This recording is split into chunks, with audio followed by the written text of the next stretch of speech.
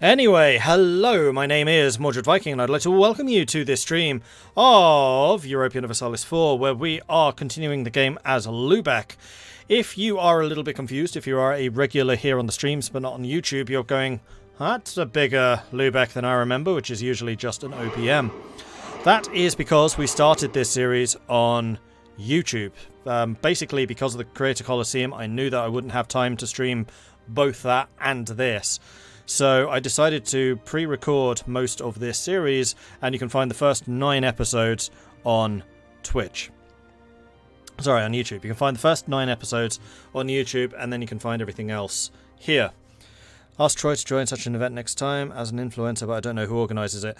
Flying Dutchie, the one to get in touch there would be Midgeman. He was the one who organised the creator game. That wasn't actually an official Paradox event. That's something that we put together. What country am I streaming from? I'm in the UK, but I am Dutch. I watched a via Quill stream, but now I'm here because Mordred Viking has such a sexy voice. Well, I was working with Quill. Quill was down here in Savoy. I was up here in Holland, and we were both allied to France, at least at the start, before they sold me out. That was such a good game, though. I survived. I still can't believe that I survived. A nation that starts as a 3-province minor in a personal union under another country that usually gets squished. And I lasted. So yes. Watched it on Quill stream, it was amazing. It was a really good game. Is what I am doing also good, understandable for beginners? I try to make it understandable, so if you have any questions in particular, then please do ask. I'm not framing this necessarily as a beginner's playthrough, because I kind of assume that most of my audience knows what's going on by now. However, I do have a beginner's introduction game playing as France. It's not quite the same as my Italy game on Hearts of Iron, where I'm literally just in the France game, I'm literally just talking about like the setup and how to get everything prepared. There are a few changes, like estates don't work in the same way. I probably do need to do another one because 2 or 3 expansions have passed since I did it. But it's a good starting point. It will tell you everything you need to know about like running the economy, building armies, moving troops, introduction to trade, that type of thing. Didn't sell you out, just a business transaction that wasn't favourable to you. It was just bad business, exactly. And you know one thing I don't do? Bad business. What happened to Holland? It would be a lot easier for you to watch the VODs. But like I said, I will be posting those up on YouTube. I'll probably chop them up and start uploading this evening, so I think the first episode will likely go live tomorrow. Are we winning? We just got started, so hard to say. But yeah, like I said, you are always welcome to ask questions or anything like that. What happened to Holland? Yeah, a lot. That's a good summary. Right, so we are playing as Lubeck, and just as a quick summary of what has been going on in this game, we started out as the 1-province minor of Lubeck. We got an alliance, actually some really, really sexy alliances that were pretty good. We got an alliance with Denmark, Brandenburg, and Wolgast. And we've been really secure like the entire game. We haven't really had anything go horribly wrong. We've expanded our trade league. There are now 9 members. So anyone that does attack us is going to be dealing with 8 1-province minors, which are always stronger than they should be, plus us, plus Brandenburg, plus Wolgast. We are friendly with the Emperor, so the Emperor is likely to... Actually, not as friendly as I thought. We should probably improve that. So he would likely support us if someone outside of the Empire, like Denmark, came after us. We have since broken the alliance with Denmark because rarely, for me in these games, I am actually trying to do the missions. We have started out defending the city, which was basically just increasing the size of our army. We are currently pursuing Wismar and Rostock. Unfortunately, they had an alliance with Saxony, Bohemia, and 1 or 2 minors. We have since gone to war with Brunswick, and this is a little convoluted. We went to war with Brunswick, who was allied to Saxony, with the express intention of piecing Saxony out and forcing them to break their alliance with Mecklenburg, which we have done. So Mecklenburg is now only allied with Bohemia and East Frisia. We suffered more heavy losses in that war against Brunswick than I kind of expected we would. We actually ran completely out of manpower. We still won pretty convincingly, but it cost us. So that kind of made me reevaluate a potential war against Bohemia because they do just have a much bigger army than we do. Their standing army is 24,000, mine is 12. And we could probably count on Brandenburg to raise a few more, though their standing army is only 7, because Brandenburg tends to be pretty poor. I can start money flowing into them, but I don't want to do that until we actually go to war. Wolgast is good, but Wolgast is primarily a naval power, as kind of are we.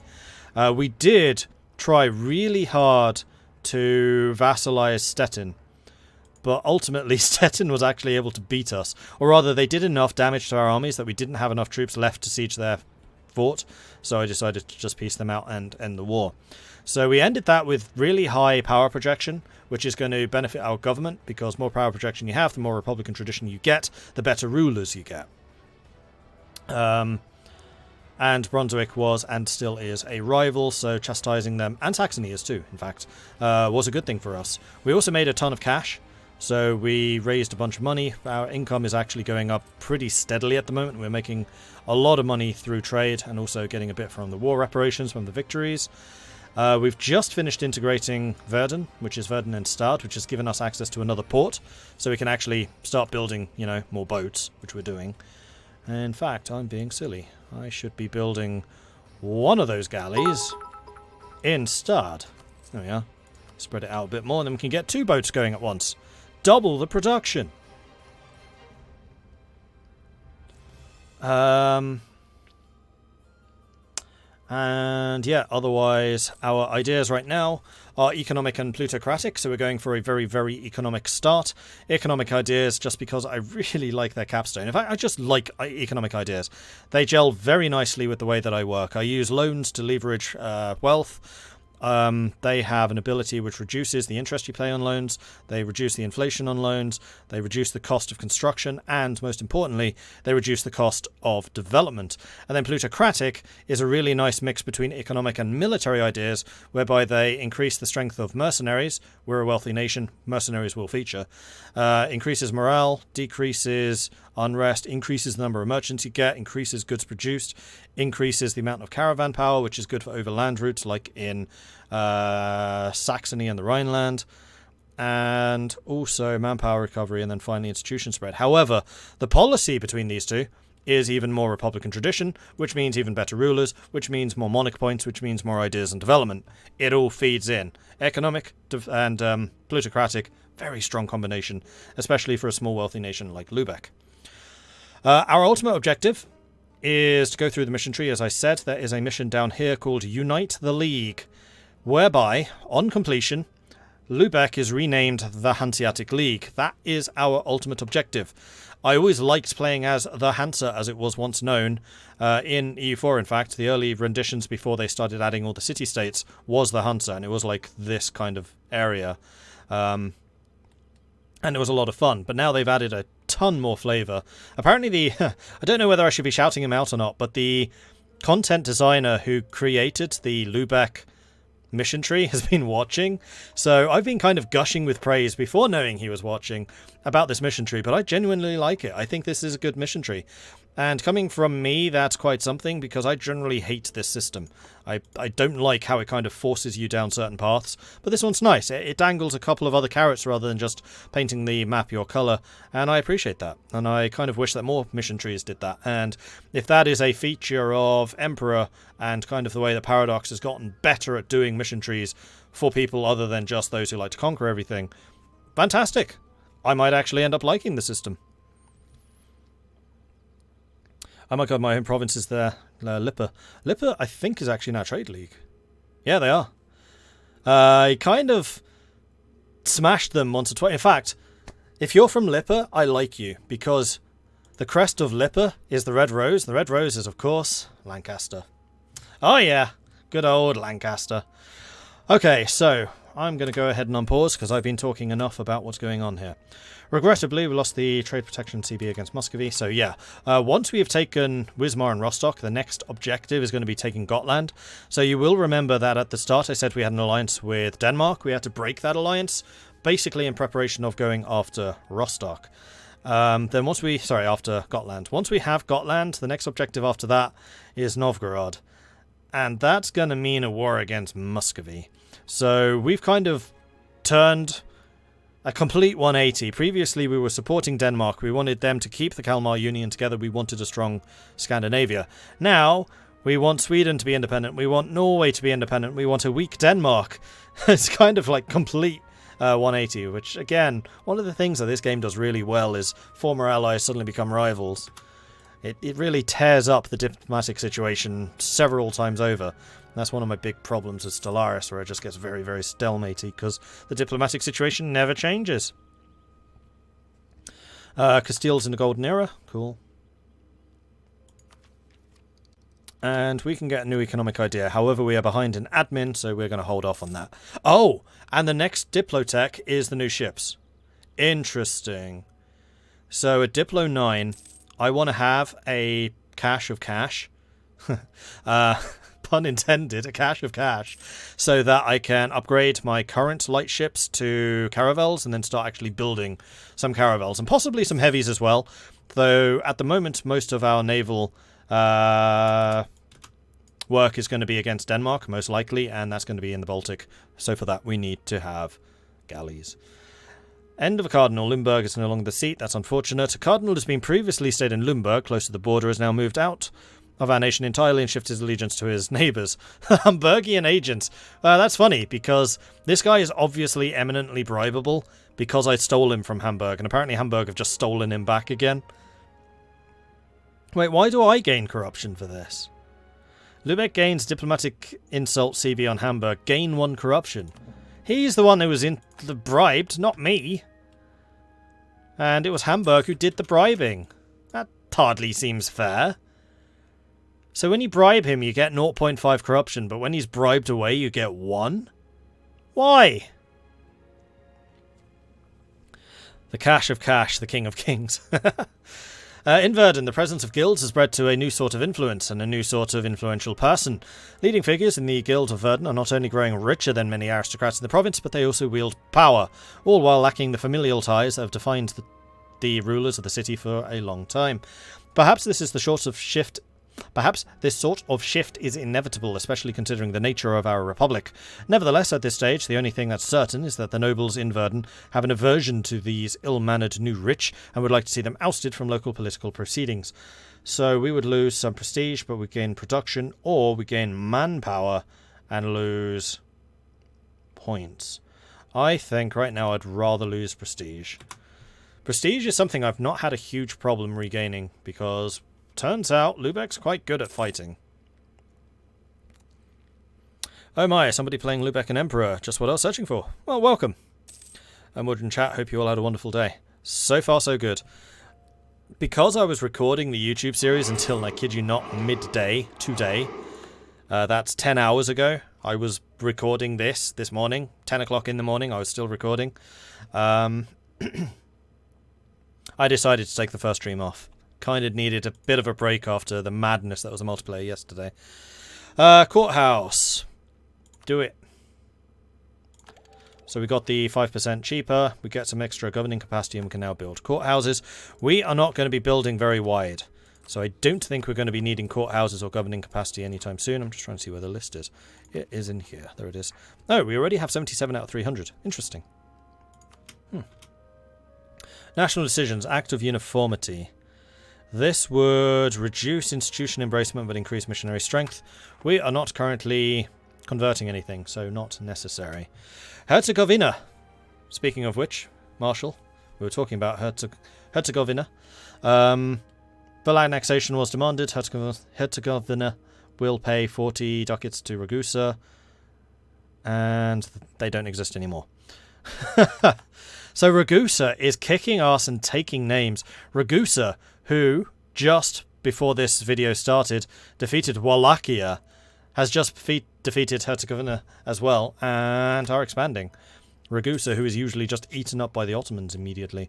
How are the Ottomans doing? I mean, they've taken out Karaman, mostly. They're expanding into the Crimea. They're not doing very well in Europe, though, and they still haven't killed Byzantium. They've taken Constantinople, but not killed Byzantium. Albania are even still alive. Does that include Skanderberg? No. Still a good ruler, though.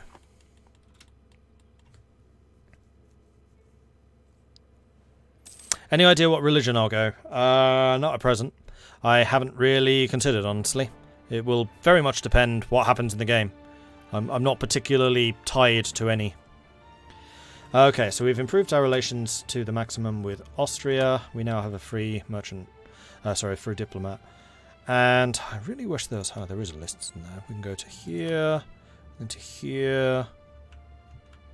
Isn't there a way of, like, expanding? Can I right click on them? No. Well, I want to see who's in the trade league, and more importantly, I want to see what my relations with them are.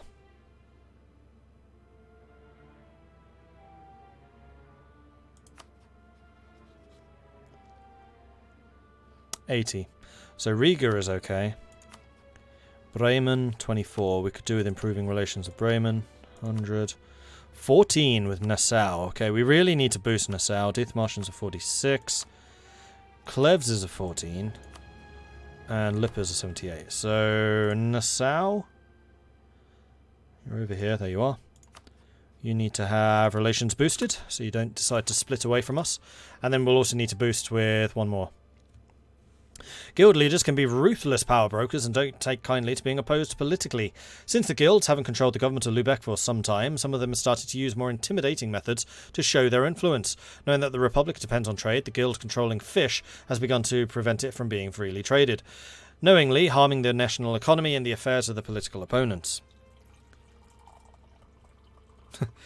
Capitalism is Mordred's religion. Capitalism. It's got caps in it. I'm still particularly proud of that quote.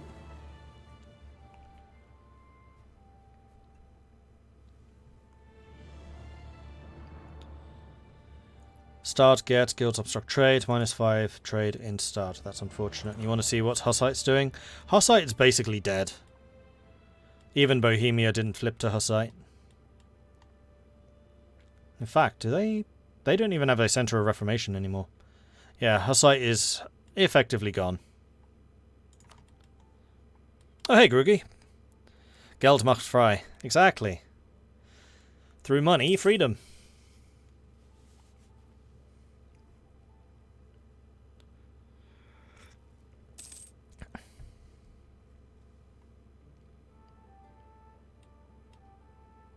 Diplomatic ideas might be a good idea, though trade and exploration might be good too. I've never rated diplomatic or influence ideas. It's just not the way I play. Diplomatic in this run might be good because it gives you the extra diplomats, but then again, so does espionage. And I think that espionage would be better because of the extra blockading and privateering.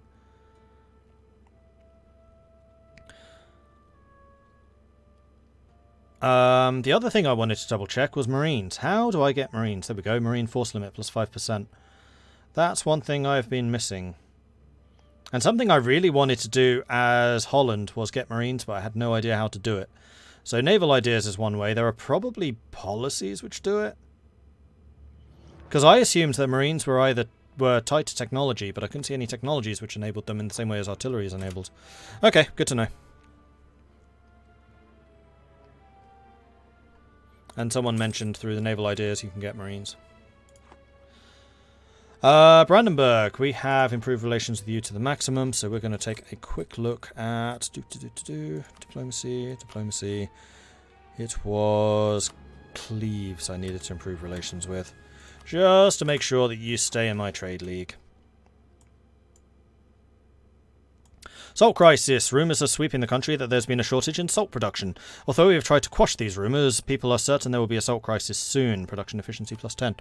Minus 10. Oh, actually, Grugi, there was one thing I wanted to report to you. In the production interface, diplomacy, alliance actions, then invite to trade league, it lists everybody, not just those that are only one province. And this can make it kind of difficult to see who you can actually introduce. Because like all of these people would say, yeah, we'll accept. Except you can't actually bring them in because they're too big. So this should probably be filtered to those who are only actually one province miners.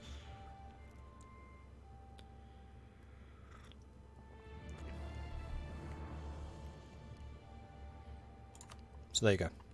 Hooray, it was useful. Rather than my complaining about the ability to rename generals and admirals. Right, let's get you. Mothball, add you to the fleet, send you over there, then we'll have mothball you as well.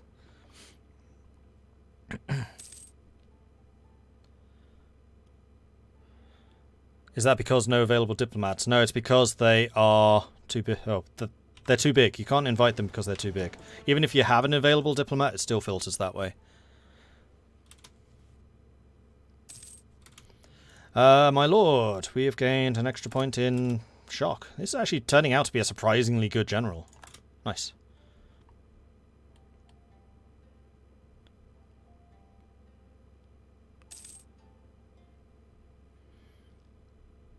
Yeah, okay. In fact, I'll make a note to do that now. In fact, I might even just do it now. Let's see. Easiest way was with the screenshot, so we'll do invite to Trade League. Screenshot of that. In fact, I'll even hover over screenshot of that. And that will now be open on Steam, so when I close the game this evening, that will be on the front page, and I'll make a report of that. Cool. Right, so we're still making a good amount of money, but we're saving the money so that we can get better ships. We do have incredibly fast re-elections. This guy is re-electable. He's only 33. I do like his architectural visionary, but I think I'm going to let my Republican tradition build up even further. So what do we need the most? Probably still military for the plutocratic ideas. I really want to get those finished up as quickly as possible. So we'll go for another military candidate. And he was not the general, so that's fine. He can keep drilling. Another construction cost guy. Okay, I'm guessing he's not 33 though. No, he's 49. A little bit older. Thanks for reporting. You're welcome.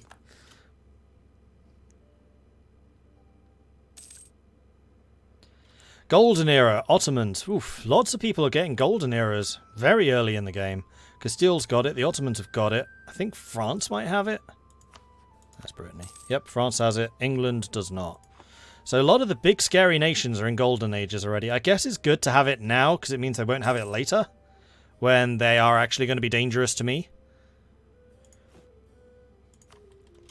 Okay, so how are we doing for aggressive expansion? That's kind of what I'm waiting to burn down. It is gone. Mecklenburg, are you still allied to Bohemia? You are. Bohemia is at war with Hungary. Ho ho! The moment I have been waiting for.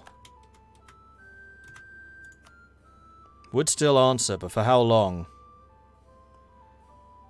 And Brandenburg wouldn't. Well, actually, if Bohemia's not in the war, I don't need Brandenburg. Interesting. Okay. We'll need to continue to watch this engagement, this conflict. Raiding party! Hey, Uldrahill, thank you very much for the raid. Welcome to all of your viewers. Hello, hello, hello. By the way, not sure you saw my message. How are you going to get into the International Tea Traders Lubeck? I did notice. I just forgot to answer. Well, one of the missions, and these are the ones that I really, really appreciate, are the alternate history ones. Stuff that Lubeck never actually managed to do, like Newfoundland trading posts and New Lubeck. Probably stuff like this. We'll go colonial, because we're going to have to.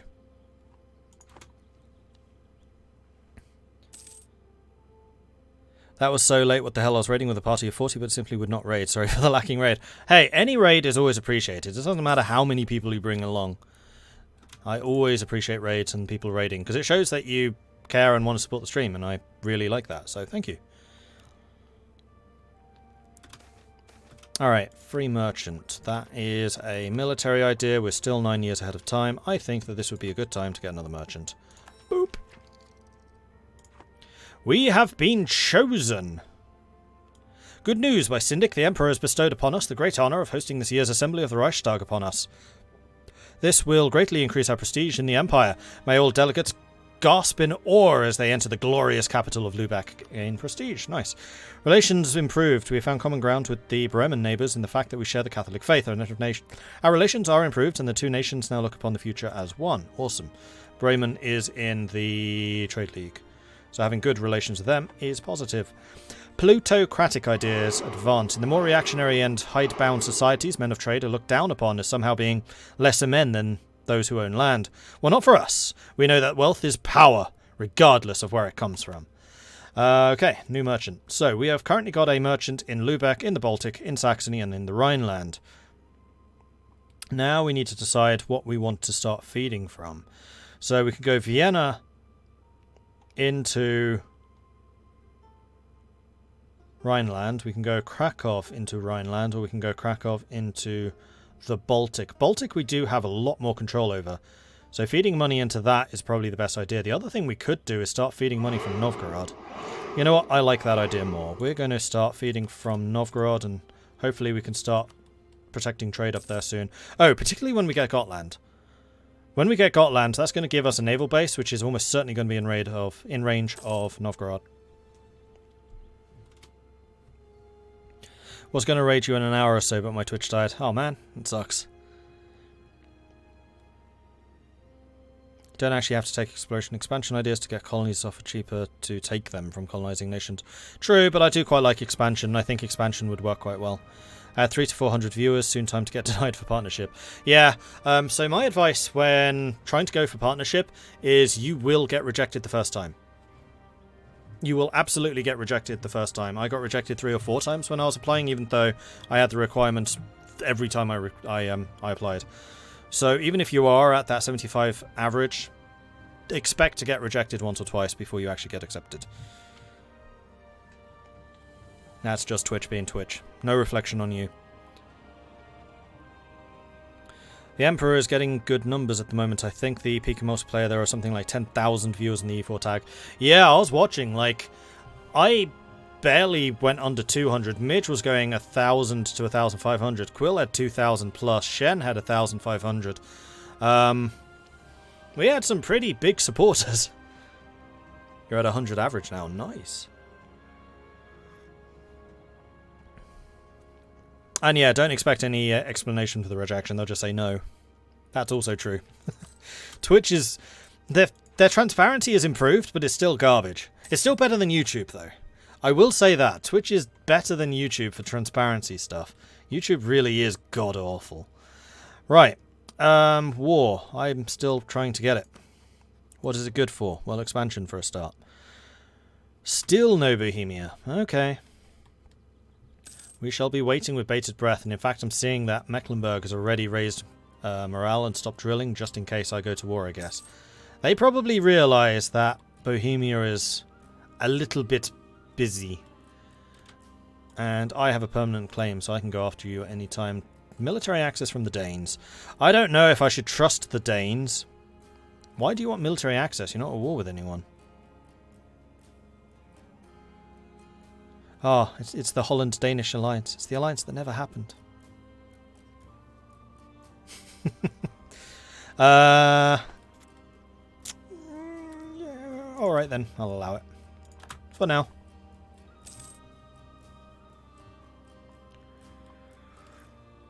That also means that Holland is now free of Burgundy. Awesome.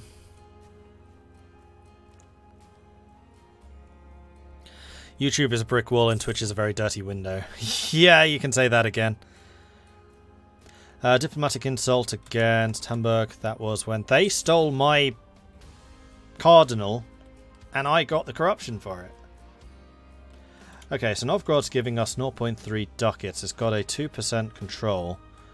I don't think we would have anything more in either of these, and Novgorod's just going to be worth more money.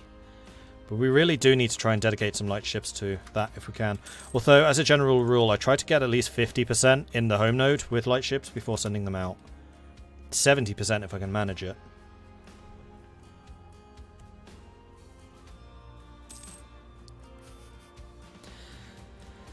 Discovered an agent. Mecklenburg is building a spy network. Is that why you've suddenly stopped drilling? Because you're thinking of coming after me? Oh, please do.